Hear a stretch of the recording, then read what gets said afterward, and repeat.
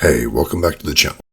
In this video, I'm going to go through the challenges that I had during my recent move and shipping my motorcycle, and definitely tell you one company that you have to avoid.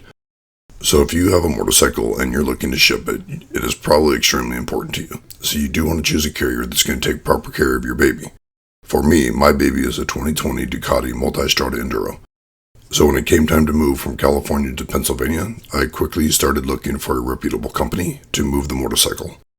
One company that seemed to have good reviews and positive YouTube reviews was motoshippers.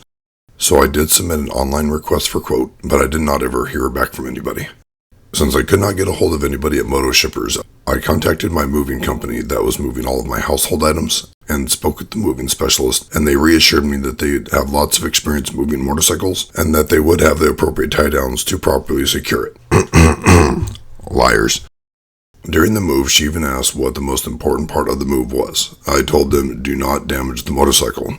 So I was feeling good about having everything planned out, and then loading day came. Everything was going really smooth. I did the pre-ship check with the lead, and took pictures of the bike in the event of any issues at receipt.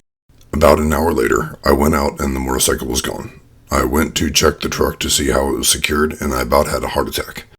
They had it secured in a medieval torture device, where the straps were pulling on the front and rear wheels in opposite directions, basically trying to pull the bike into two pieces.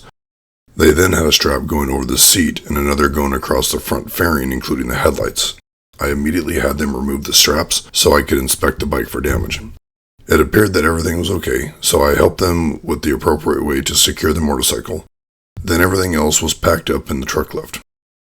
We then moved to PA and spent 3 months living in a hotel before we purchased a home, and then requested delivery of our stuff. Then a whole nother issue started.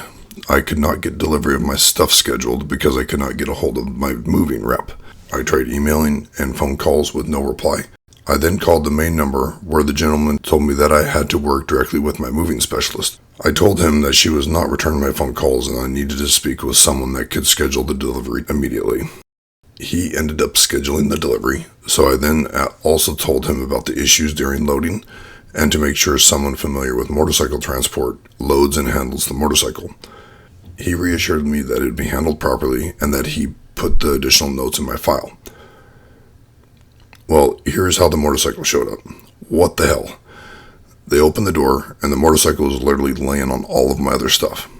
I was so irritated.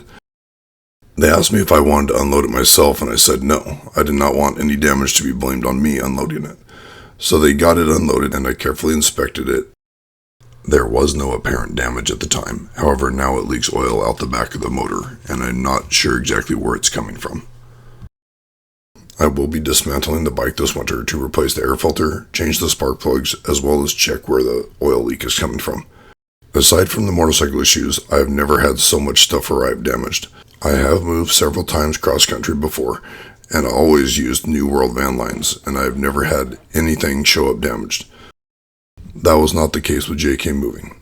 I will be doing a separate video on that later, so I have been requesting that they replace the items.